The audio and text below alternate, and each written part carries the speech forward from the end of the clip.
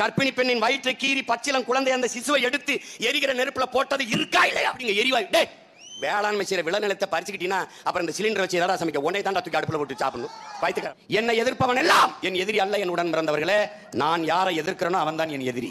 இப்ப கூட அண்ணன் கேட்பாங்களே, அவங்க திட்டுறாங்க, அவங்க பேசுறாங்க, ஆனால் அவங்களுக்கு ஒண்ணு அறிக்கை கொடுக்குறாரு, ஆதரவா நிக்கிறாரு. என்னைய திட்டது அவர் வேலை, அவருக்கும் சேர்த்து போராடுறது ஏன் வேலை. என்னைய திட்ட வேண்டும்ங்கிற தேவையும் அவசியமும் அவருக்கு இருக்கு, அவரை திட்ட வேண்டிய தேவையும் அவசியம் எனக்கு இல்ல. நீ என்ன பேசினாலும் மழுமட்ட மாதிரி இருப்பான். மாதிரி இங்க மானங்கட்ட பல பேர் இருக்கான். நீ என்ன அடி அவனுக்கு உரைக்காது. 10 பேர் சுத்தி நின்று என்னை குறி வைக்கிற ஒத்தால, நீ 10 பேரும் என்னைய தான் குறி வைப்ப. நான் ஒத்தால உங்க 10 பேரையும் குறி வைக்கிறேன். பாகிஸ்தான், பங்களாதேஷ். டேய் வைத்தியக்காரப்பல, பாரதிய ஜனதா RSSல இருக்கிற ஒருத்தன் ஒரு போராட்டம் அரட்டவசர போட்டுக்கிட்டு, பனியனை போட்டு தொப்பியை போட்டுக்கிட்டு, ஒரு குச்சியை வச்சுக்கிட்டு, அன்னைக்கு அவன் துப்பாக்கி இல்லை குச்சி வச்சுக்கிட்டு வெள்ளக்கார ராணி வரும்போது மரியாதை கொடுத்தவன்டா. ஆனால் ரோசம் சூடு சொரணை சோத்துல உப்பு போட்டு தான் சாப்பிட்றியா, தண்ணி குடிக்கிறியா இல்லை வாட்டர் குடிக்கிறியா? காலையில் ஒரு செய்தி வலையொலியில் இருக்கு, என் தம்பிகள்லாம் தட்டி பார்க்கலாம். ஒரு பத்திரிகையாளர் ஒரு தங்கச்சி ஒருத்தட்ட கேட்குது, அவர் ஆவேசமா பதில் சொல்றாரு. நாட்டின் பிரதமர் மோடி அவர்களும் இந்திய மக்கள் எல்லாரும், இந்தியர்கள் எல்லாரும், இந்தியாவே மொத்த இந்தியாவும் நீங்கள் இஸ்ரேலை ஆதரிக்கும் போது நீங்கள் எப்படி பாலஸ்தீனத்தை ஆதரிக்கலாம் என்று அவர்கிட்ட கேட்குறாங்க. அவர் சொல்றாரு, மோடி அவர் மனைவியை கழட்டி விட்டார், அப்படி நாட்டில் இருக்க நாங்கள் எல்லாரும் கழட்டி விடலாமா? அவர் கேட்டு கேட்கிறாரு, அதே கோபத்தில் கேட்கிறாரு. அது அவருடைய முடிவு, இது எங்களுடைய முடிவு. தமிழர்கள் நாங்கள் எப்போதும் தர்மத்தின் வழியில் அதர்மத்தின் பக்கம் நிற்க முடியாது. தர்மத்தின் பக்கம், நியாயத்தின் பக்கம், நீதியின் பக்கம், உண்மையின் பக்கம் தான் நிற்போம். காரணம், யாதும் ஊரே யாவரும் கேளி. நீ எப்பவுமே நீ ஒடுக்கப்பட்ட மக்கள், தாழ்த்தப்பட்ட மக்கள், அப்பவே உனக்கு ஒரு திமிர் வரணும்ல. டே, நான் தாழ்ந்தவன் இல்லப்ப, தாழ்ந்தவன் எவனும் கிடையாது. இங்கே தாழ்த்தப்பட்டவன் தான் இருக்கான். சொல்லையே நல்லா கவனி. அப்ப உனக்கு ஒரு கோபம் வரணும், என்னை தாழ்த்தியவன் யார், என்னை ஒடுக்கியவன் யார்? அந்த அந்த அந்த கிளர்ச்சிக்கு அந்த சிந்தனை இருக்குல்ல, அங்கதான் நீ எழுவாய். தாழ்த்தப்பட்டவன், நான் தாழ்த்தப்பட்டவன். யாரா உன்னை தாழ்த்தப்பட்டவன்? யாரு மேல கீறினாலும் ரத்தம் ஒண்ணுதான். ஆக மொத்தம் நீ நானும் 10 மாதம் தான். நம்ம தாத்தா பட்டுக்கோட்டை எழுதியிருக்கான். பறச்சியாவது ஏதடா, பணத்தியாவது ஏதடா, இறைச்சி தோல் எலும்பிலே இலக்கமிட்டு இருக்குதுன்னு சிவாரிக்கை பாடுறார். இருக்கின்றானே தமிழா, இருட்டறையில் உள்ளதடா உலகம். இருக்கின்றானே தமிழா, இருக்கின்றானே சாதி, இருக்கின்றது என்பனும் இருக்கின்றானே என்று புரட்சி பாவலர் வருந்தி பாடுறான். நல்லா கவனிச்சுக்கணும். தமிழுக்கு அமுதென்று பேர் அந்த தமிழ், இன்பத்தமிழ் எங்கள் உயிருக்கு நேர் என்று பாடிய புரட்சி பாவலன் பாவேந்தன் பாரதிதாசன் தமிழ் வளர்த்தல் ஒன்று, சாதி ஒழித்தல் மற்றொன்று என்று பாடாமல், சாதி ஒழித்தல் ஒன்று, நல்ல தமிழ் வளர்த்தல் மற்றொன்று, உயிருக்கு நிகழாத தமிழையே வளர்த்தலை பின்னுக்கு தள்ளுறான், சாதி ஒழித்தலை முன்னுக்கு தள்ளுறான். ஏன்? சாதியை ஒழிக்கணுன்ற சமத்துவம் வராது, சகோதரத்துவம் வராது, தமிழ் இனம் ஒற்றுமை அடையாது. தமிழ் இனம் ஒன்றில்லை என்றால் அரசியல் வராது, அரசியல் வராமல் அதிகாரம் வராது, அதிகாரம் வராத தமிழ் இனம் தாய் தமிழை வளர்க்க முடியாது, தாய்மொழியை வளர்க்க முடியாது. அன்னை தமிழ் அரியணை ஏறாது, தமிழ் வாழாது. அதனாலதான் அவர் சாதியை முதல்ல ஒழிக்கணும்டான்றார். கடவுள் வெறி, சமய வெறி, கண்ணன் நிகர் தமிழுக்கு நோய் நோய் நோயே, இடை வந்த சாதி எனும் இடர் ஒழிந்தால் ஆள்வது நம் தாய் தாய் தாய்ங்கிறார். அந்த தாய் எந்த தாய்? தமிழ் தாய். இதை நல்லா கவனிச்சுக்கணும். அப்ப இன்னைக்கு பாலஸ்தீனத்துக்காக பேசுறான் சீமான், நேத்து காஷ்மீருக்காக பேசுறேன், இன்னைக்கும் பேசுவேன், என்னைக்கும் பேசுவேன்.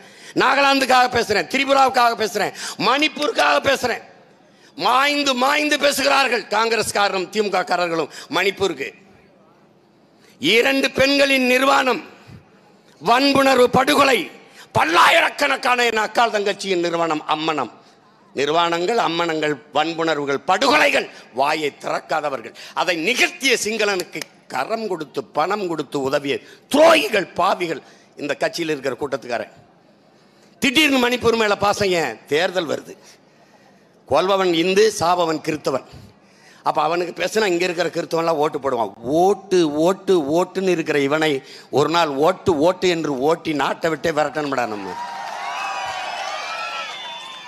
இந்த மணிப்பூருக்காக பேசுறவன் ஏன்? நம்ம 2 ஆண்டுகளை படுகொலை செய்யப்பட்டோம்ல, வன்புணர்வு செய்யப்பட்டோம்ல, அப்பெல்லாம் ஏன் பேசாம இருந்தான்?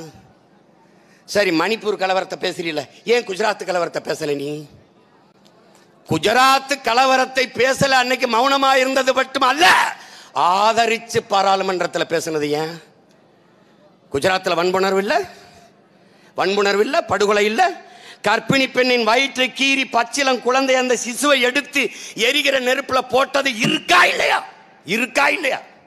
பல ஆயிரக்கணக்கான பெண்களை வன்புணர்வு செய்து கொலை செய்தது நடந்ததா இல்லையா? அது சட்டம் ஒழுங்கு பிரச்சனை என்று பேசினீர்கள். அது குஜராத்துக்குள்ள ஒரு மாநில பிரச்சனை, அதெல்லாம் தலையிட முடியாது என்று பேசினீர்கள்.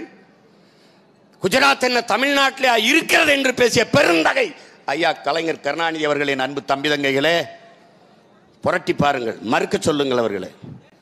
இன்று அதே கேள்வியை நாம் எழுப்போம். மணிப்பூர் என்ன தமிழ்நாட்டிலே இருக்கிறது? ஏன் நீங்க பேசுறீங்க? எல்லாம் தேர்தல்,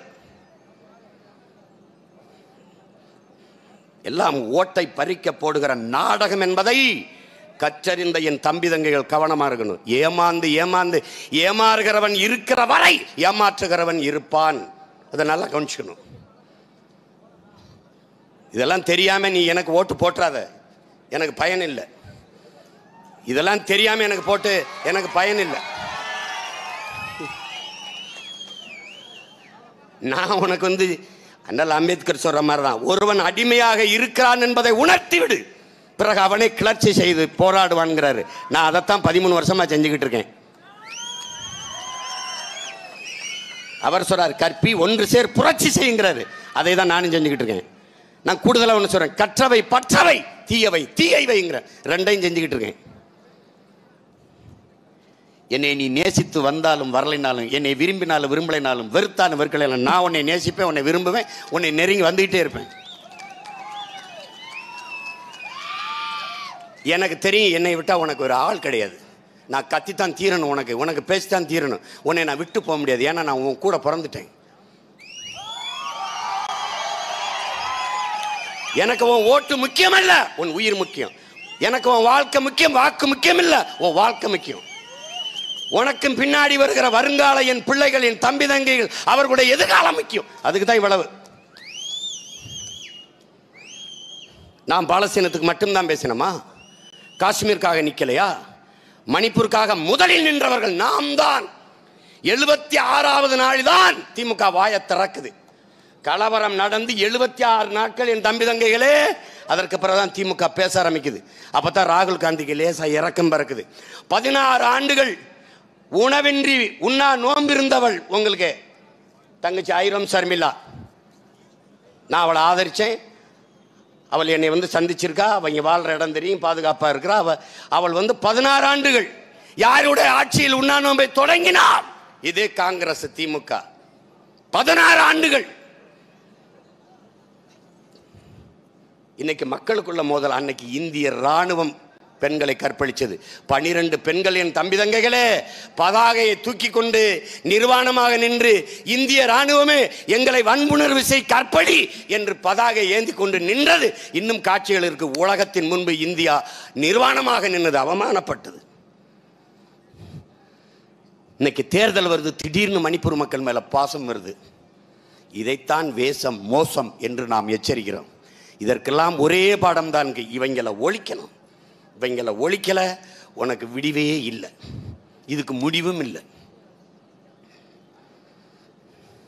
தம்பி நீ நல்லா கொஞ்சிக்க தம்பி.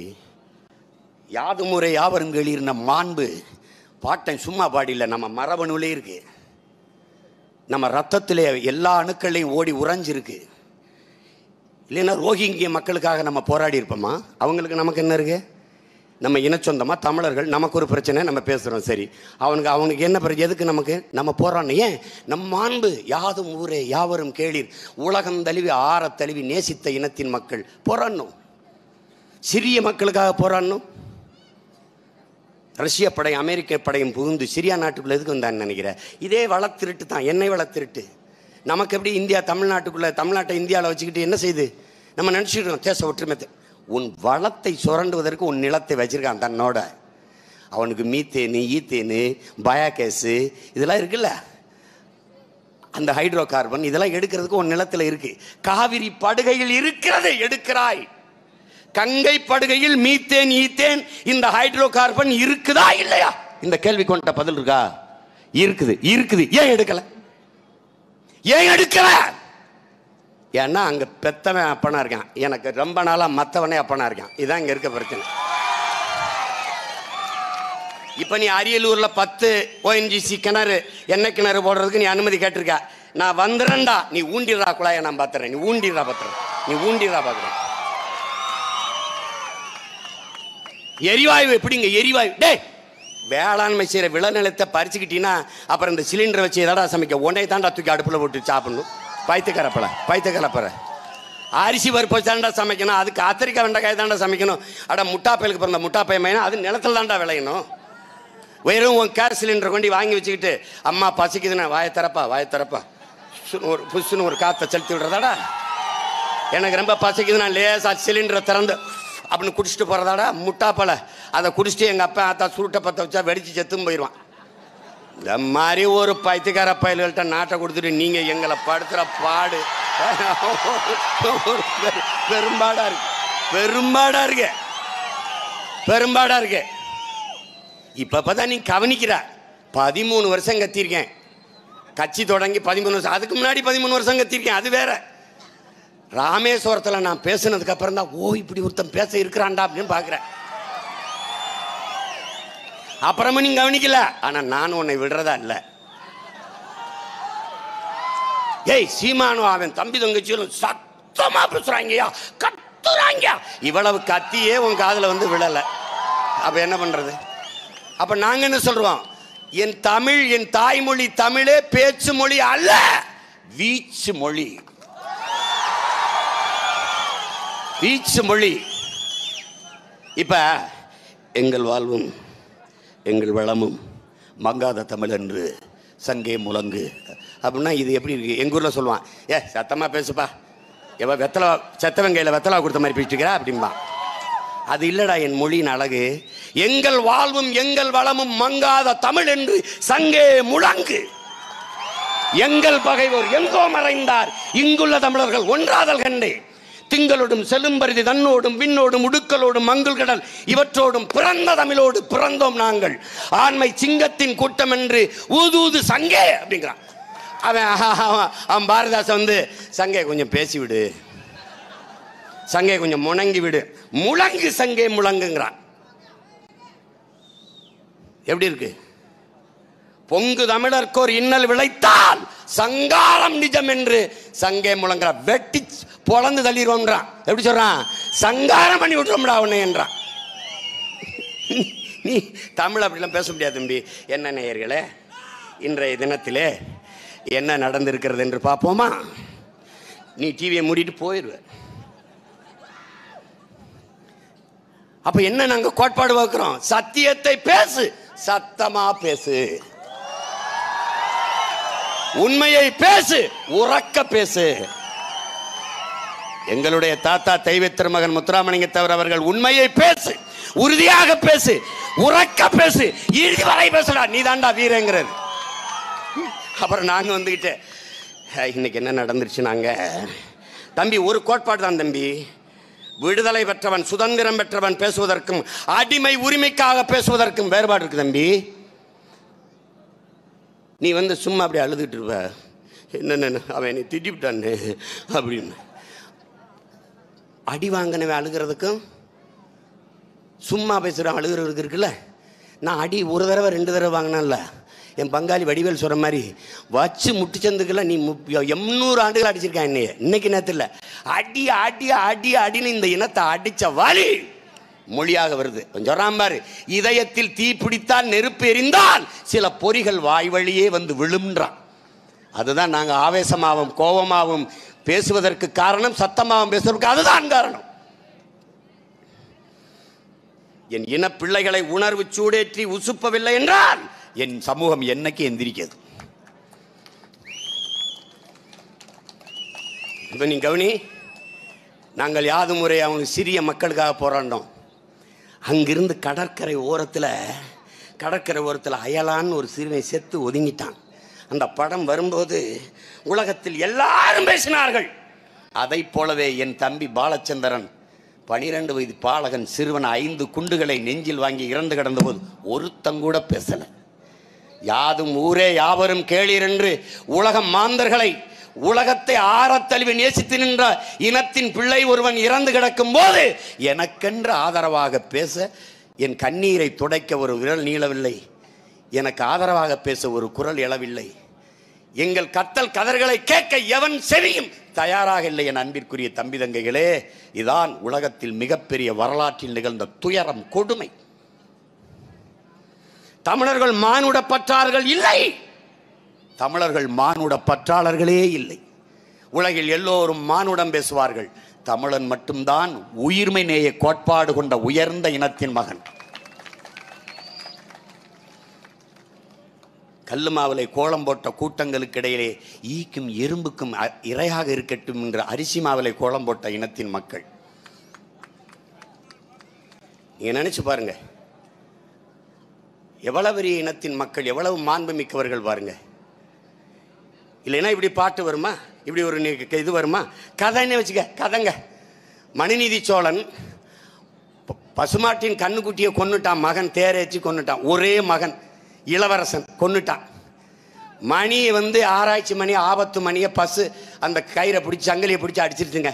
என்னன்னு விசாரிக்கும் போது இளவரசன் தேர்காலில் தேர் சக்கரத்தில் அந்த கண்ணுக்குட்டி ஏற்றி கொன்னுட்டாங்க, தெரிஞ்சிருச்சு. மாட்டுக்கு நீதி கேட்குது, நீதி கொடுக்கணுங்க, ஒரே மகனை சக்கரத்தில் ஏற்றி கொன்னுறாங்க. இதாங்க, இது கதைங்க வச்சுக்கிறோங்க, கதைங்க. இது நடக்கலங்க. கதையில் கூட தமிழன் உயிர்மை நேயத்தை போதிக்கிறான், மாட்டுக்கும் நீதி சொல்றான்டா.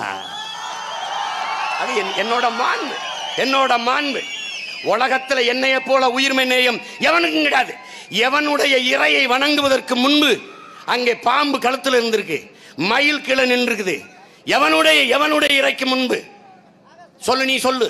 சிவனை வணங்க முடியாது, நந்தியை கடந்து. நீ நந்தியை தள்ளிட்டு சிவனை பார்க்க முடியாது. காலமாட்டை உட்கார வச்சாண்டா சிவனுக்கு முன்பு. சிவனை வணங்குவதற்கு முன்பு நீ காளையை வணங்கணும். மாரியம்மால சிங்க ரூபினா சிங்கத்தை வணங்கணும். ஐயப்பனுக்கு போனீங்கன்னா புலியை வணங்கணும். முருகனுக்கு போனீங்கன்னா பாம்பு மயிலை வணங்கணும். கொடியில் இருக்க சேவலை வணங்கணும். ஏன்? உயிர்மை நேயம். எல்லா உயிர்களையும் போற்றுதல், வணங்குதல் தமிழனுடைய மாண்பு, மரபு. அதனால தமிழர்கள் உயிர்மை நேயம். இல்லைன்னா வாடிய பயிரை கண்ட போதெல்லாம் வாடினேன் என்று எங்களுடைய வள்ளலார் பெருந்தகை பாடியிருப்பார. பயிருக்கு உயிர்கடா வாடுதுரா என்று வாடுறான் ஒருத்தன். அவன் பிள்ளைகள் உயிர் வாடி செத்த போது உலகத்தில் ஒருத்தம் கூட அழலைங்கிறதான் பெரும் துயரம், பெரும் கொடுமை, பெரும் கொடுமை. ஏன் பகுத்துண்டு பல் உயிர்கள் ஓம்ப வேண்டும் என்று பாட வேண்டும் வள்ளுவர் பெருமகனார்? பகுத்துண்டு பல் உறவுகள் ஓம்புக, சித்தப்பா பெரியப்பா மாமா மச்சான் என்று எல்லாருக்கும் உணவளித்துட்டுச்சா, அப்படி சொல்லலை. பகுத்துண்டு பல் உயிர்கள் ஓம்புக, பிறப்பு ஒக்கும் எல்லா மனிதருக்கும் என்று பாடல, பிறப்பு ஒக்கும் எல்லா உயிருக்கும் என்று பாடுறார். காரணம் என்ன? அவனுடைய மாண்பு, அவனுடைய உயிர்மை நேயம். பாரதி பின்னாடி பாரதி வர்றான். காக்கை குருவி எங்கள் சாதி, நீல் கடலும் மலையும் எங்கள் கூட்டம், நோக்க நோக்க களியாட்டம், நோக்கும் திசையெல்லாம் யாமின்றி வேறில்லைங்கிறான்.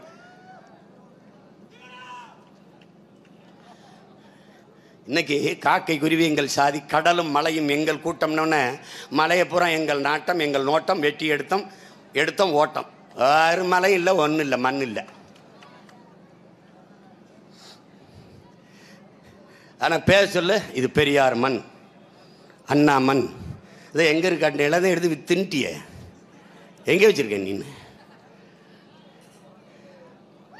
மைக்கேல் ஜாக்சன் ஒரு நடன கலைஞன் இறந்து போயிட்டாங்க, உலகமே எழுதிச்சு, நாங்களும் அழுதோம். ஆனால் இனம் செத்து மொத்தமும் செத்து போச்சு, எவனும் அழலை. இதில் இன்னும் கொடுமை, துரோகங்களையும் பெருந்துரோகம், வரலாற்று கொடுமையிலையும் பெருங்கொடுமோ. என் இனம் மொத்தம் கண்ணு முன்னாடி செத்து போச்சு, என் இனம் சார்ந்தவனே அழலை. பாதி பேர் அழவே இல்லை, அவனுக்கு தெரியவே இல்லை. அங்கே செத்து ஆயிரக்கணக்கான பிணம், பல்லாயிரக்கணக்கானவர் டாஸ்மார்க் கடையிலே கூட்டம், பல்லாயிரக்கணக்கானவர் திரையரங்குகளிலே கூட்டம்.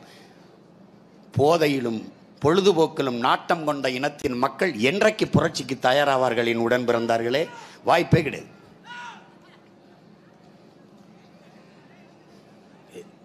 அந்த கொடுமை நிகழ்ந்துருச்சு நமக்கு. தமிழர்களே இது தேவையில்லாத பிரச்சனை, தமிழர்களே இது என்ன இது பேசிட்டு இருக்கிறாங்க, அப்படிதானே பேசிட்டு இருக்காங்க. பல பெரிய கூட்டம் அப்படிதானே பேசிட்டு இருக்குது. பெனாசிர் பூட்டோவுக்கு எனக்கு என்ன சம்பந்தம் இருக்கு? பெனாசிர் பூட்டோ கொல்லப்பட்ட போது தமிழர்கள் நாங்கள் அழுதோம், கருப்பு வண்ணத்தில் சுவரொட்டி ஒட்டினோம், புகழ் வணக்கம் செலுத்தினோம், அவருக்கு மரியாதை செய்தோம், யாசர் அராவத்து மரணத்துக்கு வணக்கம் செலுத்தினோம். என்னால் எங்களுடைய பேரன்பு, எங்கள் பிறப்பின் மாண்பு. அதனால்தான் யாதும் ஊரே யாவரும் கேளீர், எல்லாரும் என் உறவின. நீங்க பாருங்க, நாம் தமிழர் கட்சி அது எத்தனை போராட்டங்களை இப்படி வேற்றின மக்கள் வெளிநாட்டவர் பிரச்சனைக்கு போராடி இருக்குன்னு நீங்க பாருங்க, அது தெரியும். வலையொலியில தட்டி பாருங்க, தெரியும். பசி இங்க சோமாலியா வறுமையில் இருக்குங்க. 1965 நீங்க பார்த்தீங்கன்னா பூமியின் சொர்க்கமாக பச்சை பசேல் என்று சோமாலியா இருக்குங்க. இன்னைக்கு உலகத்தில் ஒரு பஞ்ச பிரதேசமாக மாற காரணம் இவர்கள் கட்டமைச்ச வளர்ச்சி தாங்க. மீத்தேன், ஈத்தேன், ஹைட்ரோ கார்பன் எடுப்போம், எல்லாம் எடுத்தான். அந்த கழிவுகளை எல்லாம் கொண்டு போய் கடலில் கொட்டினான். கடல் ஒரு பெரும் அலை, ஆழி பேரலை, சுனாமி மாதிரி வந்து அது நிலத்தில் கொட்டிச்சு. நிலம் நஞ்சாயிருச்சு, எதுவும் விளையலை, பஞ்சம் வந்துடுச்சு. பசிக்கு கடலில் வர்ற கப்பலை மறித்து உணவுப் பொருளை எடுக்க போனான். பசிக்கு அவன் பசிக்கு உணவு பெறுவதற்கு பதிலாக துப்பாக்கி தோட்டாவை வயிற்றுக்குள்ள செலுத்தி கடற்கொள்ளையன்ட்டான். இது அவனுக்கு நடந்தது. அந்த பசித்து கிடந்த மக்களுக்கு ஈழத்தில் போர், நாங்க செத்து விழுகிறோம், எங்களுக்கே உணவில்லை, பசி, ஆனாலும் சுவரொட்டி ஒட்டினார். பசியோடு இருக்கிற சோமாலிய மக்களுக்கு நம்மளால் முடிந்ததை கொடுத்து உதவுவோம் என்று பல லட்சம் ரூபாயை திரட்டி என் தலைவன் சோமாலிய மக்களுக்கு அனுப்பி வைத்தது எமது தினத்தின் வரலாறு. என் உடன் பிறந்தார்களே, தனக்கு கண்டுதான் தானம் என்பதல்ல தமிழரின் தத்துவ நிலைப்பாடு. தானம் தந்துதான் தனக்கு என்பதுதான் தமிழருடைய கொள்கை முடிவு கோட்பாடு. இல்லைன்னா அவை பாடுவாளா? சாதி இரண்டொழிய வேறில்லை, சாற்றுங்கால் நீதி வழுவா நெறிமுறையில், இட்டோர் மேதினியில் இட்டோர் பெரியோர் இடோதார் இழிகுலத்தோர் பட்டாங்கில் உள்ளபடின்னு பாடுற. நீ சாதி இரண்டொழி என்னன்னு ஆண் ஜாதி பெண் ஜாதி தவிர வேற சாதி இல்லை, அது சாதியே கிடையாது. ஆண் பால் பெண் பால், இது பாலின வேறுபாடு. சாதின்னு அவ குறிப்பிட 2 சாதி. இட்டோர் தன்னிடம் இருக்கிற செல்வத்தை பிறருக்கு எடுத்து கொடுப்பவன் உயர்ந்தவன், உயர்ந்த குடிமகன். தனக்கு என்று ஒதுக்கி பதுக்கி சேர்க்கிற கஞ்ச கருமாறி இருக்கான்ல, கசுனாரி பிசுனாரி இருக்கான்ல, அவன் இழிமகன் ஈன சாதி என்று பாடுறான். வாங்குகிற கை எப்போதும் தாழ்ந்திருக்கும், கொடுக்கிற கை எப்போதும் உயர்ந்திருக்கும். அதனால தமிழர்கள் கொடுத்துக்கிட்டே இருந்தான். நினைச்சு பாரு, 360 கிராமமும் என்னமோ பாரிக்கு, பேகனுக்கெல்லாம் 360 கிராமங்கள். இப்போ நம்ம மன்னர்கள்லாம் ஆண்ட மாதிரி 360 கிராமத்தையும் மக்களுக்கு தானம் செஞ்சுட்டான் பேகன். பாரியும் அதே மாதிரி கொடுத்துட்டான், எல்லாத்தையும் கொடுத்துட்டான். ஆனால் அவனை வள்ளல்னு யாரும் பாராட்டலை. ஏனையா மொத்த நிலத்தையும் எல்லா கிராமத்தையும் எழுதி கொடுத்துட்டான், நீ பாராட்டல. அவன் முல்லை கொடிக்கு தேரை நிப்பாட்டினான், உலகத்தின் தலை சிறந்த வள்ளல் என்று போராட்டப்பட்டான். ஏன்? அவன் உயிர்மை நேயம் அங்கே மேலங்கிருச்சு. முல்லைக்கொடி பாரி எனக்கு தேரை விட்டு போடான்னு கேட்கல.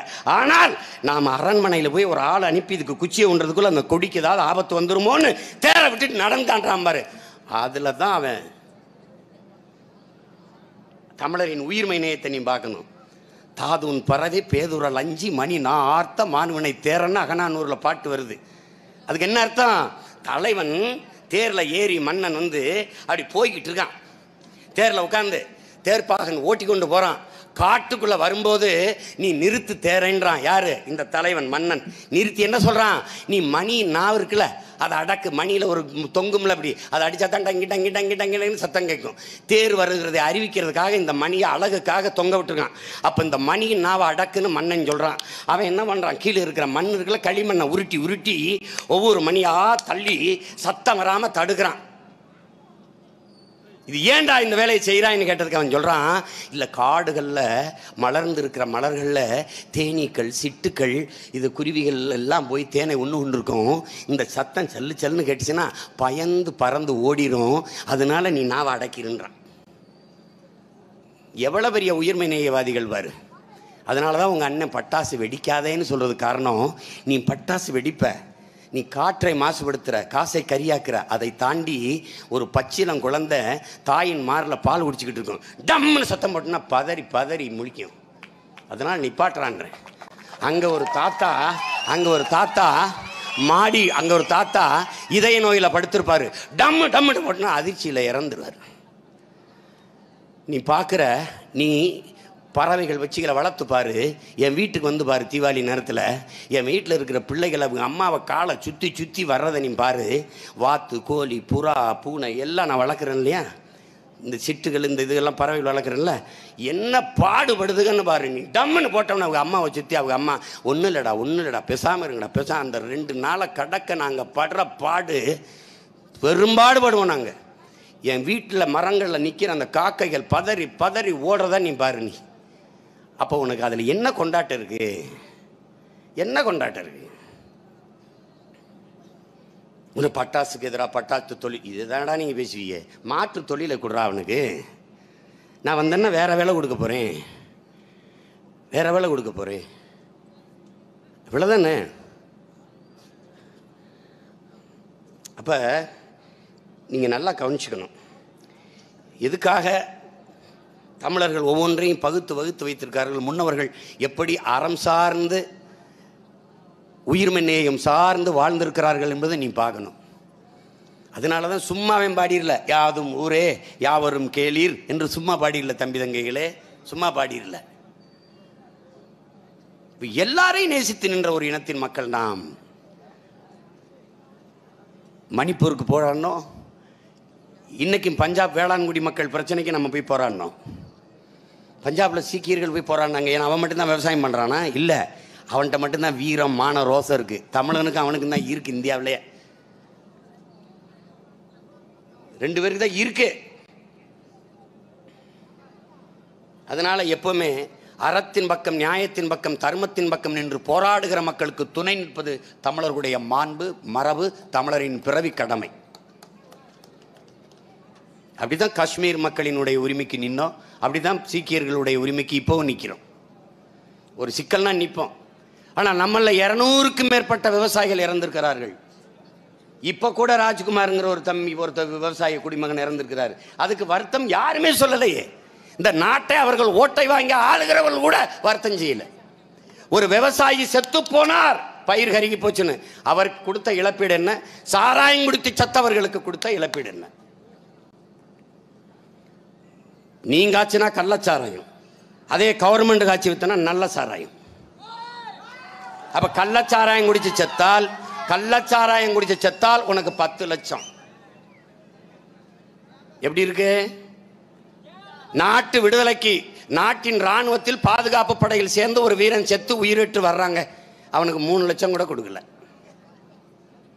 அப்ப நான் அதான் சொன்னேன், யாராவது சாகிறதுன்னு முடிவு பண்ணிட்டீங்கன்னா விஷங்கசத்தை குடிச்சு சும்மா தண்டமா செத்துறாதீங்க. கர்ம எங்கேயாவது கள்ளச்சாராய விற்று அதை பார்த்து குடிச்சு செத்தீங்கன்னா நீங்கள் போனதுக்கப்புறம் 10 லட்சம் வீட்டுக்காது கிடைக்கும். எப்படிப்பட்ட நாடை நீ கட்டமைச்சிருக்க, எப்படிப்பட்ட அதிகாரத்தை நீ உருவாக்கியிருக்க, உன் வாக்கை செலுத்தி யாருக்கு தொடர்ச்சியாக வலிமை கொடுக்கிறாய் என்பதை நீ ஆழ்ந்து சிந்திக்கணும்.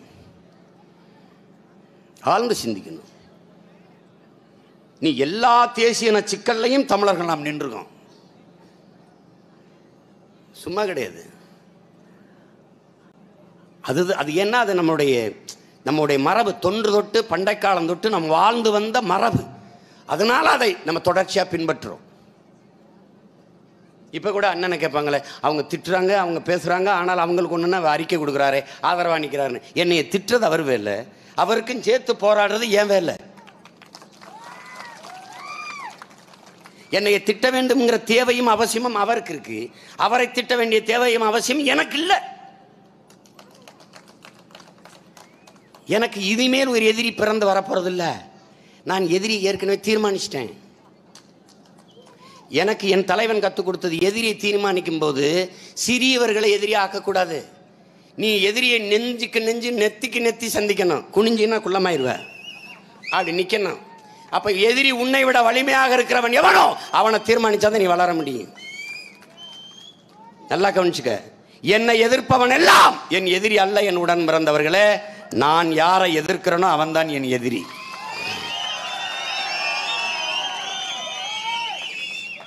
நீ 10 பேர் சுத்தி நின்று என்னை குறிவைக்கிற ஒத்தால, நீ 10 பேரும் என்னையே தான் குறிவைப்ப. நான் ஒத்தால உங்க 10 பேரையும் குறிவைக்கிறேன். யாரு பலசாலிங்கிறத நீ முடிவு பண்ணிக்க. உனக்கு புரியுதுன்னு நினைக்கிறேன் அண்ணன் சொல்றது.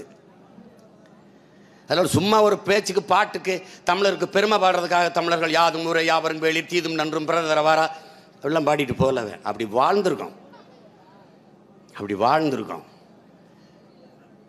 அரும்பெரும் கொடையாளர்களாக தமிழின முன்னோர்கள் வாழ்ந்திருக்கிறார்கள். இடையில் வந்து சாதி எனும் இடர் ஒளிந்தால் ஆள்வதனம் தாய் தாயேன்னு நமது புரட்சி பாவலன் சும்மா பாடல. நமக்குள்ள இருக்கிற பிளவு நம்மளை அதிகார வலிமையற்ற அடிமை மக்களாக சொந்த நிலத்திலே நீத்திருச்சு, சொந்த நிலத்திலே நீத்திருச்சு. நீ பாகிஸ்தான் பங்களாதேஷ ஆதரிப்பாரு சீமான், நான் ஆதரிப்பேன். ஏன்னு தம்பி துறை கூட பேசினா பாருங்க. நான் இதை பல மேடைகளை வலியுறுத்தி வந்திருக்கேன். என் அன்பு தம்பி தங்கைகள், நீங்கள் ஆழ்ந்து இதை கவனிக்கணும், இந்த செய்தியை நல்லா உள்வாங்கிக்கணும். இந்த நிலம் அடிமைப்பட்டு கிடக்கும் போது இந்த நிலப்பரப்பு இந்தியான்னு நாடு இருந்ததில்லை. அது நீங்கள் உங்களுக்கு தெரியும், வரலாறு உருவாக்கப்பட்டது. உருவாக்கியவன் யார்? வெள்ளைக்காரன். முகலாயர்கள் கொஞ்சம் நிலப்பரப்பை வென்று வச்சிருந்தார்கள். அந்த இந்துங்கிற சொல்லை அவர்களே பயன்படுத்திட்டார்கள். எப்படி? எவன் இஸ்லாமியன் இல்லையோ அவனெல்லாம் இந்துன்னு அழைக்கப்பட்டான் அவர்கள் காலத்தில். இந்துங்கிற சொல் வேற எந்த மொழியிலும் இல்லை, தமிழில் தான் இருக்கு. இலக்கியங்களில் இந்துன்னு சொல்லு இருக்கு. ஏன் இருக்குன்னா, இந்துனாலும் நிலவு, மதினாலும் நிலவு. நம்ம இரு சொல் ஒரு பொருளை குறிக்கும். அது இந்து மதின்னு பேர் வைக்கிறோம் பாருங்க. இப்போ கார்னாலும் மேகம், மேகம்னாலும் மேகம், ஆனால் பேர் வைக்கும்போது கார் மேகம் அப்படின்னு வச்சுக்கிறோம். தமிழில் இரு சொல் ஒரு பொருள் அப்படி இருக்கு. அப்போ இரு சொல் ஒரு பொருளை குறிக்கும். இப்போ அது மாதிரி இந்துங்கிற சொல் இங்கே இருக்கு. அப்போ அது சமயம் சார்ந்த மதம் சார்ந்த குறியீடு அல்ல. இந்து என்றால் தமிழிலே நிலவு மதி என்று அர்த்தம். உனக்கு புரியும் நினைக்கிறேன். இப்போ இந்த இதில் வெள்ளைக்காரன் இந்த நாடை கட்டமைக்கிறான். கட்டமைக்கும் போது வெள்ளைக்காரன் இதை அடிமைப்படுத்தும் போது இன்னைக்கு பாகிஸ்தானில், இன்னைக்கு பங்களாதேஷில் வாழ்கிற இஸ்லாமிய குடிகள், இஸ்லாமிய மக்கள் இந்த நிலத்தின் அடிமை நிலை இருக்குல்ல, அதை தகர்க்கிறதுக்கு விடுதலை இருக்குல்ல, அந்த விடுதலைக்கு போராடினான். துப்பாக்கி சுட்டு கிரையானான், சிறைப்பட்டான், மிதிவட்டான். இந்த நாட்டு விடுதலைக்கு போராடினான். அவன்தான் பாகிஸ்தான் பங்களாதேஷ் இருக்கான். 400 ஆண்டுகளாக எங்களை அடிமைப்படுத்தி ஆண்ட பிரிட்டிஷ்காரன், என் பாட்டனை தூக்கிலிட்டவன், என் பாட்டியை கொன்று குவித்தவன், என் சித்தப்பன் பெரியப்பனையெல்லாம் சிறைப்படுத்தி கொன்றவன், இன்னைக்கு இந்திய நாட்டுக்கு நண்பன். இந்த நிலம் அடிமைப்பட்ட கிடக்கும் போது இந்த நிலத்தின் விடுதலைக்கு போராடியவன் பாகிஸ்தான் பங்களாதேஷில் இருக்கான். அவன் பகைவன். இது மாதிரி ஒரு கொடுமை எவனுக்கு இல்லை. நீ அவன் சொன்னா நீ நம்பிக்கிட்டு பாகிஸ்தான் பங்களாதேஷ், டேய் பைத்தியக்காரப்பல மனச்சான்று சொட்டு சொல்றா. ஒரே ஒரு போராட்டம். பாகிஸ்தானில் இருக்கிறவன் விடுதலைக்கு போராடி இருக்கிறான், பங்களாதேஷில் இருக்கிறவன் விடுதலைக்கு போராடி இருக்கிறான். பாரதிய ஜனதா RSS இருக்கிற ஒருத்தன் ஒரு போராட்டத்தை சொல்றான், இந்த நாட்டு விடுதலைக்கு போராடினது. ஏய், அரட்டவசர போட்டுக்கிட்டு, பனியனை போட்டு தொப்பியை போட்டுக்கிட்டு, ஒரு குச்சியை வச்சுக்கிட்டு, அன்னைக்கு அவன்கிட்ட துப்பாக்கி இல்லை, குச்சியை வச்சுக்கிட்டு வெள்ளைக்கார ராணி வரும்போது மரியாதை கொடுத்தவன்டா. அவன் எழுதியிருக்கான், நீங்கள் வெள்ளையர்களை எதிர்த்து ஆங்கிலேயர்களை எதிர்த்து போராட வேண்டாம், உங்கள் திறனை எல்லாம் சேமித்து வைங்கள். விடுதலை பெற்ற பிறகு இஸ்லாமியர் கிறிஸ்தவர்களை பறையர்குடி ஆதி அதான் தாழ்த்தப்பட்ட மக்களை எதிர்த்து போராட வேண்டிய தேவை இருக்கிறது, அதுக்கு உங்கள் திறனை சேமித்து வைங்கள் என்று கோல்வால்கர் எழுதுனது இருக்கு. நீ வேணா படிச்சு பார்த்துக்க.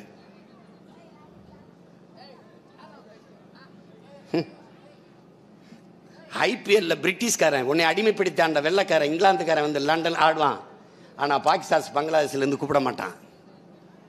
டேய், உலகத்தில் எந்த நாடு வேணாலும் இந்தியாவுக்கு பகை நாடாக இருந்திருக்கலாம்டா, பாகிஸ்தான் பங்களாதேஷ் இருக்கக்கூடாது.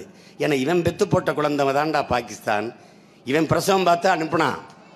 அப்புறம் இவங்க 2 நாய்களும் சேர்ந்து பிரசவம் பார்த்த பேரன் தான் பங்களாதேஷ். இவன் பாகிஸ்தானை பகை நாடும்பான், இவன் பங்களாதேஷ பகை நாடும்பான், ஆனா இலங்கையை நட்பு நாடும்பா. ஏன்? அவன் நம்மளை கொள்றான்டா. தமிழவன் சாவன் என்றால், சாவது தமிழன் என்றால் சகித்துக் கொள்வான். உன் மரணத்தை ரசிப்பான், ருசிப்பான். உன் ரத்தத்தை ரசிப்பான், ருசிப்பான். உன் மரணத்தை சகிப்பான். உன் ஒப்பாரியை ஓலத்தை உன் அழுகுரலை இசை போல கேட்டு ரசிப்பான். இவன் தாண்டா இந்தியன், இவன் தாண்டா இவன் தாண்டா திராவிடன். இவங்களை ஒழிக்காம நீ என்னடா விடுதலை பெற்றுவ? 840 மீனவனை கொண்டிருக்காண்டா, 1,76,000 இன சொந்தங்களை கொண்டிருக்காண்டா 2 ஆண்டுகளை சிங்கள. இவன் இந்தியாவுக்கு நண்பன் என்றால் நீ சகித்து கொண்டிருப்பியா? கொல்வதற்கு துணை நின்ற காங்கிரஸ், அதற்கு துரோகம் செய்து கூட நின்ற திமுக, இதுக்கே மறுபடியும் ஓட்டு போட போறியா? உண்மையிலே உனக்கு மான ரோசம் சூடு சொரணை, சோத்துல உப்பு போட்டு தான் சாப்பிட்றியா? தண்ணி குடிக்கிறியா இல்லை வாட்டர் குடிக்கிறியா?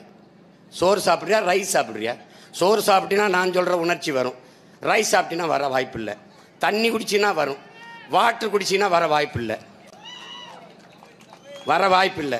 ஒரு ரத்தத்தை கீறிப்பார், அது ஜீவானந்தன், சிங்காரவேலர், காமராஜர், முத்துராமலிங்க தேவர் இவர்கள் உடம்புல ஒன்று ரத்தம் இருக்கா?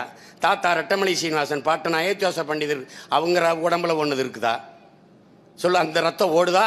ஓடுதுன்னா நான் சொல்றதுல உனக்கு உணர்ச்சி ஏறும்.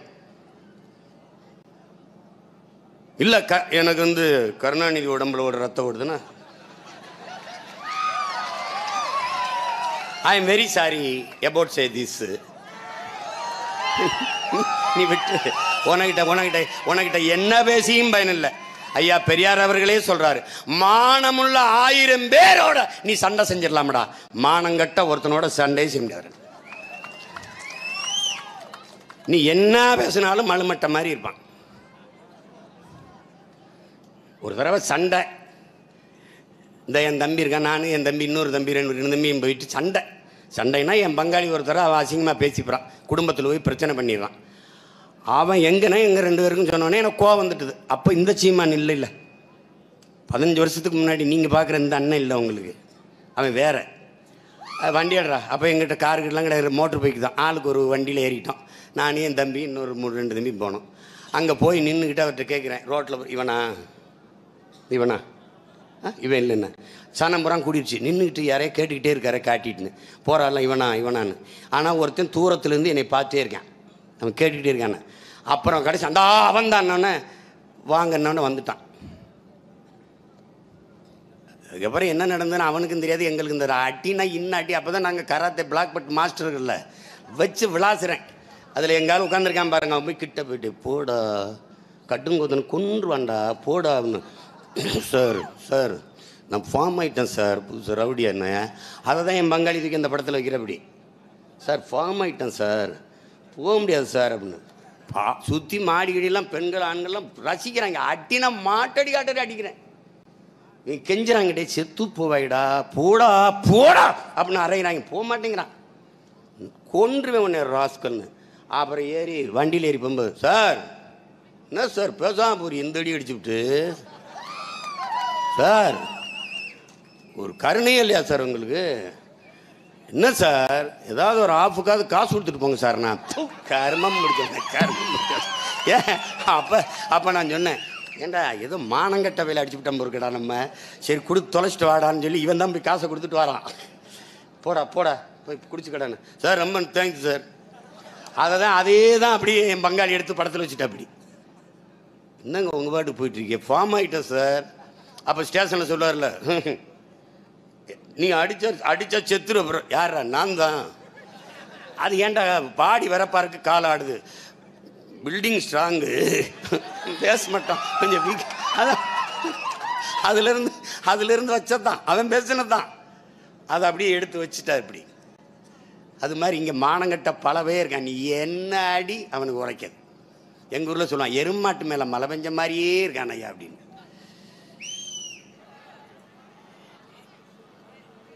யாவரும் கேளீர் என்ற நம்முடைய மூதாதை கணியன் பூங்குன்றனார் அவர்கள் பாடிய அந்த பாக்களின் வரியை முன்னிறுத்தி நாம் இந்த பொதுக்கூட்டத்தை நடத்தி கொண்டிருக்கிறோம்.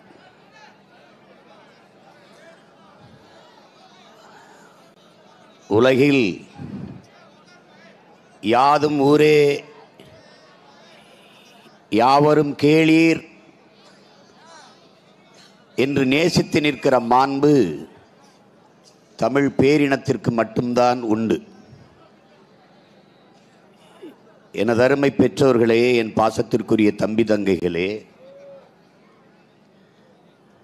நம் இன வரலாற்றில் நம்மை போல பேரன்பு கொண்டு இந்த உலகத்தை ஆரத்தழுவி நேசித்து நின்ற இனத்தின் மக்கள் வரலாற்றில் எங்குமே கிடையாது.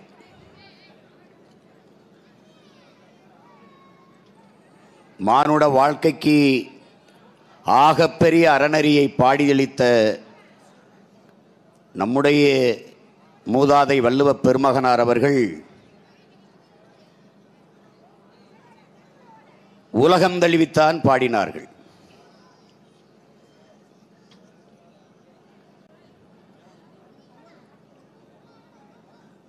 உலகு உலகு என்றுதான் பாடினார்கள். அகர முதல் பாவே முதல் குரலே அகர முதல எழுத்தெல்லாம் ஆதி பகவன் முதற்றே உலகு என்று உலகம் தழுவிதான் முதல் குரலே. அதை போல கம்பன், கபிலன் எல்லோருமே உலகு தழுவி உலகம் உலகம் உலகு உலகு என்றுதான் பாடினார்கள்.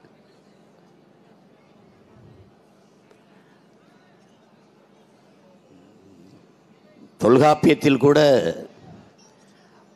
வடவேங்கடம் தென்குமரி ஆயிடை தமிழ் கூறும் நல்லுலகு என்றுதான் பாடுகிறது. தெற்காசிய கண்டம் முழுமைக்கும் பரவி வாழ்ந்தவர்கள் தமிழர்கள்தான் என்று ஆய்வறிஞர்கள், ஹார்வர்ட் பல்கலைக்கழக பேராசிரியர் பெருமக்கள் டோனி ஜோசப்பும் ரிச்சர்டு மார்டினும் தன் ஆய்வு கட்டுரையிலே நிறுவுகிறார்கள். உலகம் முழுமைக்கும் பரவி வாழ்ந்தவன் தமிழன். உலகிற்கு அறிவியல், நாகரிகம், கலை, இலக்கியம், பண்பாடு, வேளாண்மை எல்லாவற்றையும் கற்றுக் கொடுத்த அறிவையே கடனாக கொடுத்த பேரினத்தின் மக்கள் தமிழின மக்கள்.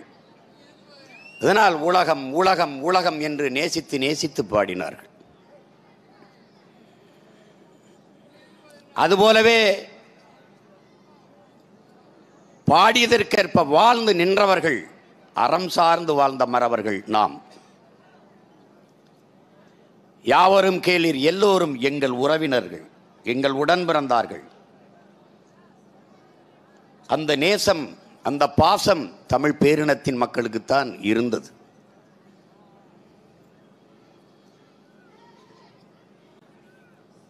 இப்போது கூட நமக்குள் எண்ணற்ற பிளவுகள், சாதிய ஏற்றத்தாழ்வுகள், நீ உயர்ந்தவன் நான் தாழ்ந்தவன் என்ற பாகுபாடு இருக்கிற போது இப்போது கூட நமது முன்னவர்கள், பாரதி பாடுகிறான், சாதிகள் இல்லையடி பாப்பா, குல தாழ்ச்சி உயர்ச்சி சொல்லல் பாவம், நீதி உயர்ந்த மதி கல்வி, அன்பு நிறைய உடையோர் மேலருங்கிறான். அவன் ஏன் பாப்பாவுக்கு பாடனா, அப்பா அம்மாவுக்கு பாடி பயனில்லை, வருங்கால தலைமுறைக்கு பாடி அதையாவது சரியாக்கும்னு நினைக்கிறான். நீதி உயர்ந்த மதி கல்வி, அன்பு நிறைய உடையோர் மேலோருங்கிறான். அப்படி அன்பை நிறைய கொண்ட மேலோர்கள் தமிழ் பேரினத்தின் மக்கள். நம்முடைய புரட்சி பாவலன் புதியதோர் உலகம் செய்வம் தான் பாடினான். புதியதோர் நாடு செய்வம் பாடல, புதியதோர் தமிழ்நாடு செய்வம் பாடல. அவன் தமிழ் பெரும்பாவலன். தமிழின இலட்சிக்கு புரட்சி பாக்களை அள்ளி அள்ளி வழங்கிய புரட்சி பாவலன். அதனாலதான் புரட்சி பாவலன் என்று சொல்றோம். புதியதோர் உலகம் செய்வோம், கெட்ட போரிடும் உலகத்தை வேரோடு சாய்ப்போம்னா. அப்படி எல்லோரையும் அன்பு கொண்டு நேசித்தின்ற ஒரு இனத்தின் மக்கள் நம்மை நேசிக்க யாருமற்ற நிலையில் அனாதையாக்கப்பட்டோம், ஆதரவற்றவர்களாக ஆக்கப்பட்டோம் என்பது நிகழ்கால வரலாறு.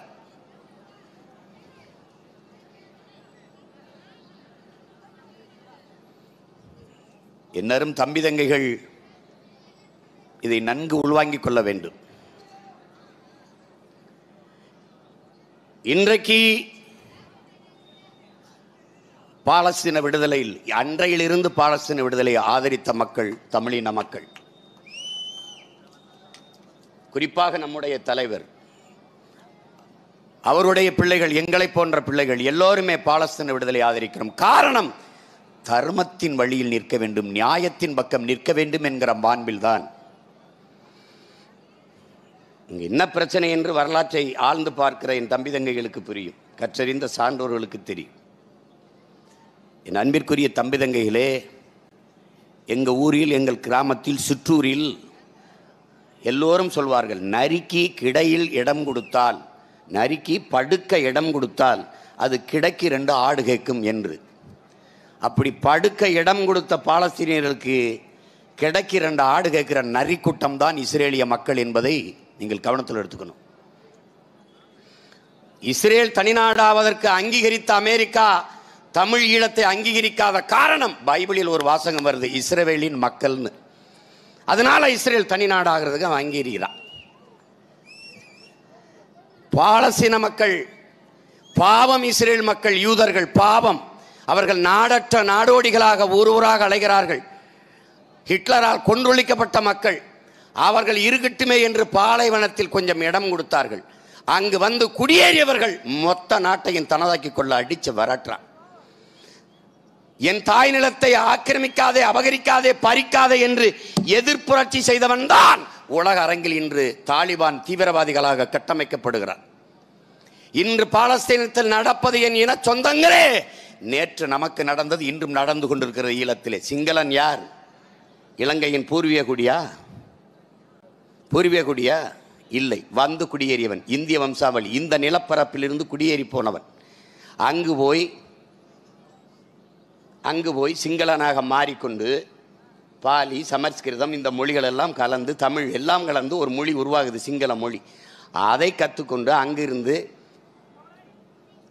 வெள்ளக்காரன்ட்டு அடிமைப்பட்டு கிடக்கும்போது அவனும் நம்மளும் சேர்ந்து தான் விடுதலைக்கு போராடுறோம்.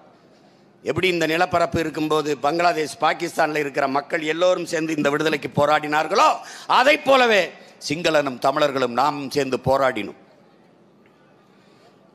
போராடிய போது விடுதலை இங்கே எப்படி இந்திய தாய்மொழியாக கொண்ட வட இந்தியன்ட்ட போனதோ, வடவன்ட்ட போனதோ, அதை போல சிங்களன்ட்ட போயிடுச்சு விடுதலை. சுதந்திரம் தானே, யார்கிட்ட இருந்தானே, நம்ம சகோதரன் தானே என்ற எண்ணம், அந்த பேரன்பும் பெருந்தன்மையும் தமிழ் பேரினத்தை வீழ்த்திட்டுது. அவன்கிட்ட அதிகாரம் வந்துடுச்சு, சுதந்திரம் வந்துடுச்சு. சிங்களமே ஆட்சி மொழினா, சிங்களமே அதிகார மொழினா, சிங்கள பௌத்தன் தான் அதிகாரத்துக்கு வர முடியும்னு சட்டத்தை திருத்தம் பண்ணா. தமிழர்களை, ஆதி குடிகளை 2ஆந்தர மக்களாக்குனா. எல்லாரும் எல்லாத்தையும் அடக்கி ஒடுக்குனா. மொத்த இராணுவத்தில் ஒரு தமிழனை கூட எடுக்கல. நல்லா நீங்கள் இதை கவனிச்சுக்கணும், விளங்கிக்கணும். மொத்த இராணுவத்தில், இப்போ இந்தியானா அந்த இராணுவத்தில் தமிழர்கள் இடம்பெற முடியும். கன்னடர்கள், தெலுங்கர்கள், மலையாளிகள், பீகாரிகள், குஜராத்திகள் இடம்பெற முடியும். ஆனால் சிங்கள இராணுவத்தில் தமிழர்கள் இடம்பெற முடியலை, இடம்பெற முடியாது. அப்படி என்றால் ஒரு இனத்தின் மக்களை அந்த நாட்டு இராணுவம் எப்படி பாதுகாக்கும் என்ற கேள்வியை இதுவரை உலக அரங்கில் ஒருத்தனை எழுப்பல. அப்ப துப்பாக்கியை வச்சு என் அக்கா தங்கையை அப்படி உயிரை பயங்காட்டி வன்புணர்வு செஞ்சான். என் அப்பாவையும் அம்மாவையும் கட்டி மரத்தில் வச்சுட்டு என் தங்கையை தாய் தந்தையருக்கு முன்பே வன்புணர்வு செய்தான், கற்பழிச்சான், கொலை செஞ்சான். எப்படி இருக்கு பாருங்க, எவ்வளவு பெரிய கொடுமை நடந்தது. ஒருத்தன் கேட்கல. பள்ளி கல்லூரிகளுக்கு சென்று வர நம் உடன் பிறந்த சகோதரிகளை எல்லாம் நிர்வாணப்படுத்தி நடுச்சாலையில் கிடத்தி கொதிக்க காய்ச்சிய தாரை அப்படி குச்சியில் தொட்டு திறந்த மார்பகங்களில் சிரி என்ற சிங்கள எழுத்தை எழுதி சிரிச்சான் சிங்களன். தமிழனின் தொடையை வெட்டி மேசையில் அடுக்கி தமிழர்களின் தொடைக்கறி கிடைக்கும் என்று எழுதி வச்சான். எல்லாவற்றையும் கவனித்துக்கிட்டு ஒரு 7 வயது சிறுவன் இருந்தான். ஒரு நாள் முடிவு பண்ணான், எந்த ஆயுதத்தை வைத்து என் இன மக்களை அழித்து ஒழிக்கிறதோ சிங்கள இராணுவம், சிங்கள மக்கள், சிங்கள அதிகாரம், அதே இராணுவத்தை எடுத்துத்தான் என் இன மக்களை பாதுகாக்க முடியும் என்கிற நிலைக்கு தள்ளப்பட்ட பிறகு அந்த சிறுவன் 16 வயதில் வீட்டை விட்டு வெளியேறி 18 வயதில் ஆயுதத்தை எடுத்தான். நான் அன்பு உடன் பிறந்தவர்களே, அவன்தான் இந்த தலைவன் புரட்சியாளர். அதுவரை இலங்கையில் தமிழர்கள் நாய், பட்டி நாய். என் தலைவன் துப்பாக்கி எடுத்தான், புலி. அதுவரை ஆங்கில அகராதியிலே, இங்கிலீஷ் டிக்ஷனரியிலே தமிழன் கூலி. அவன் துப்பாக்கியை தூக்கினான். தமிழர்கள் என்றால் இஸ் ஈக்குவல் டு புலி. டிரான்ஸ்லேஷன், தமிழர் என்றால் புலி. கூலியை டைகராக்கி நிறுத்தினவன். பாலஸ்தீனத்தில் என்ன நடந்ததோ அங்கே ஒரு கிளர்ச்சியாளன் வந்தான், யாசர் அராபத். என் இனத்திற்கு ஒரு கிளர்ச்சியாளன் வந்தான், என் உயிர் தலைவன் மேதகவே பிரபாகரன் அவர்கள். நாங்கள் யார் பக்கம் நிற்பது? அம்மையார் இந்திரா காந்தி வரைக்கும் பாலஸ்தீன விடுதலையின் பக்கம் நின்றார்கள். அம்மையார் இந்திரா காந்தி வரைக்கும் ஈழ விடுதலையின் பக்கம் நின்றார்கள். அவர்கள் இறந்தார்கள். இந்தியா வல்லாதிக்கம் எவன் அழித்து ஒழிக்கிறானோ, அன்பு தம்பி தங்கைகளே, ஒரு வல்லாதிக்கத்தின் ஒரு வலிமை உள்ளவனின் அழகு என்பதே பாதிக்கப்படுகிற எளிய மக்களின் பக்கத்திலே நிற்பதுதான். பாதிக்கப்பட்ட மக்களின் பக்கத்தில் நின்ற இந்தியா கொள்கை முடிவு மாற்றப்பட்டது. எவன் பாதிப்புக்கு ஆளாக்குகிறானோ அவனுக்கு ஆதரவா நின்றது. இலங்கையிலும் சரி, பாலஸ்தீனத்திலும் சரி, எல்லா நாடுகளிலும் சரி. அவர்கள் யூதர்களின் பக்கம்தான் நிற்பார்கள். அது மாதிரி தன்மானத்திற்காக உயிரை விட்ட ஒரு இனத்தின் கூட்டம் என்பதை நீ புரிஞ்சுக்கணும். சொல்றான்ல தலை, அதாவது இங்க பாரு, மயிர்நீத்தா உயிர்வாளா கவரிமான் அன்னார் மானம் வரின்கிறான். மயிர் நீப்பின் உயிர்வாளா கவரிமான் போல மானம் போயிடுச்சுன்னா வாழ மாட்டான், அவனும் செத்துருவான். அப்படி மானத்திற்காக, தன்மானத்திற்காக, நீதிக்காக உயிரை விட்டவன்.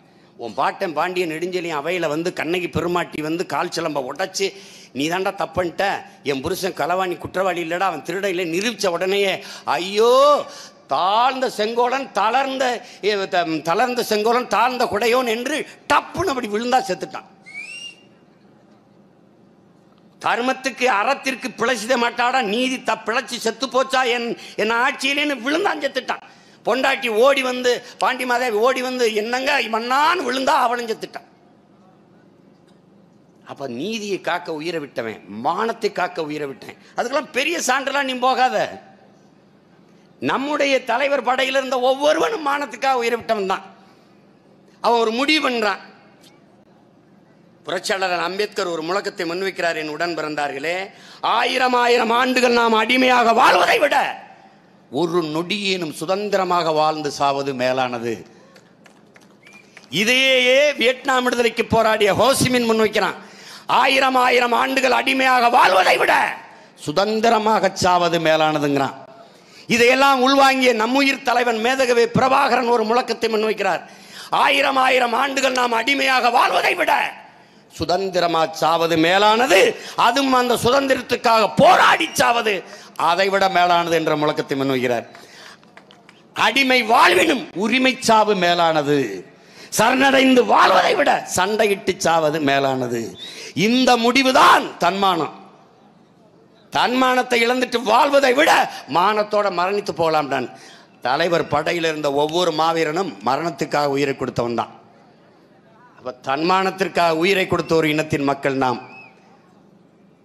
மானத்தை சாக கொடுத்துட்டு வாக்குக்கு காசு வாங்கிட்டு வாக்கு செலுத்துற ஒவ்வொரு செயலும் மான இழப்பு தான். தன்மானத்தை அடமானம் வைக்கிற இழி செயல்தான்.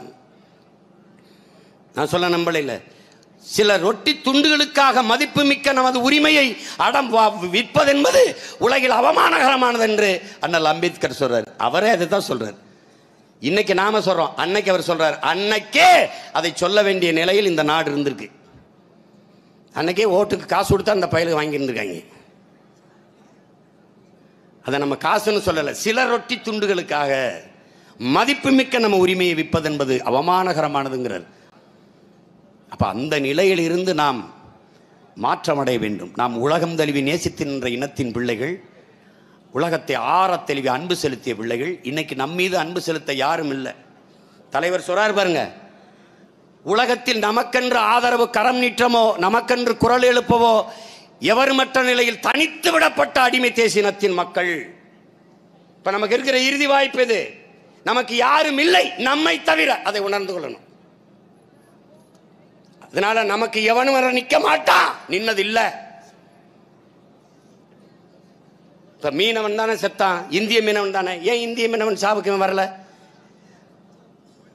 ஈழத்துல செத்தான். இவன் சொல்ற மாதிரி திராவிட சகோதரனான தமிழர்கள் ஏன் நமக்காக பேசல? காவிரியில தண்ணி வைக்கும்போது அடிக்கிறானே, ஏன்டா திராவிட சகோதரன் அடிக்கிறாங்க எவனும் கேட்கல. அப்ப இந்தியமும் இல்லை, திராவிடமும் இல்லை. என்ன தெரியுது? இருப்பது ஒன்றுதான். நாங்கள் தமிழர்கள் இருக்கிற ஒரே தேசம் தமிழ் தேசம். அந்த அரசியல் தான் இனி அந்த முடிவுக்கு நீ வந்துடணும். நாட்டையும் மக்களையும் நீ காப்பாற்ற வேண்டும் என்றால் ஒரே வழிதான் இருக்கு. இந்த நாடும் மக்களும் நல்லா வாழ வேண்டும் என்றால் என் உடன் பிறந்தவர்களே, இந்த அண்ணனை தேடுங்கள், இவனை நாடுங்கள், இவனுக்கு ஒரே ஒரு ஓட்டை போடுங்கள். விவசாயிக்கு போடு. என் தம்பி சொன்னது மாதிரி இந்த நாட்டில் எந்த அரசியல் வேண்டுமானாலும் தோற்கலாம். சாதியை முன்வைத்து, மதத்தை முன்வைத்து, திராவிடத்தை முன்வைத்து, இந்தியத்தை முன்வைத்து வைக்கிற எந்த அரசியல் வேண்டுமானாலும் தோற்கலாம். ஆனால் தமிழ் தேசியன பிள்ளைகள் கடைசி நிலையில், கையேறு நிலையில் வைக்கிற இந்த தேசியன விடுதலைக்காக முன்வைக்கிற தமிழ் தேசிய அரசியல் தோற்றதாக வரலாற்றில் செய்தி வரக்கூடாது, வரவே கூடாது. ஒரு இன்ஜினியர் தோக்கலாம், டாக்டர் தோக்கலாம், ஒரு எவன் வேணாலும் வைக்கலாம், சாராய வியாபாரி தோக்கலாம், எவன் வேணாலும் வைக்கலாம். ஆனால் ஒரு வேளாண் குடிமகன் உழைத்து உழைத்து உடல் களைக்க உழைத்து ரத்தத்தை வேர்வையாக சிந்தி உடம்பெல்லாம் உப்பு பூக்க கண்ணுமொழி தொங்க கண்ணச்சதை பிதுங்க பிதுங்க உழைச்சு உழைச்சு உலகத்திற்கு உணவிட்டு ஒருவேளை சோத்துக்கும் வழி இல்லாமல் கிடக்கிற ஏழை விவசாய பெருங்குடி மகன் வீழக்கூடாது, எலனும் வாழ வேண்டும் என்றால் இருக்கிற ஒரே வழி விவசாய சின்னத்திற்கு நீ வாக்களிப்பதுதான்.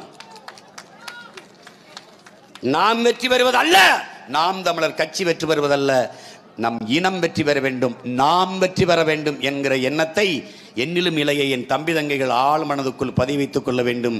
வருகிற தேர்தல் 24ம் 26ம் நமது களம், அது நம் கையில்.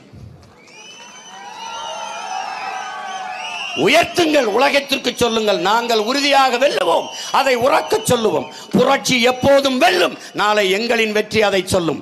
எங்கள் இலக்கு ஒன்றுதான், இனத்தின் விடுதலை. இளம் ஒன்றாவோம், இலக்கை வென்றாவோம். என் அன்பிற்குரிய தம்பி தங்கைகளே, தமிழ்தாய் வாழ்க, தலைவர் பிரபாகரன் வாழ்க என்கிற முழக்கத்தை முன்வைத்து எழுங்கள் எழுங்கள், எவராலும்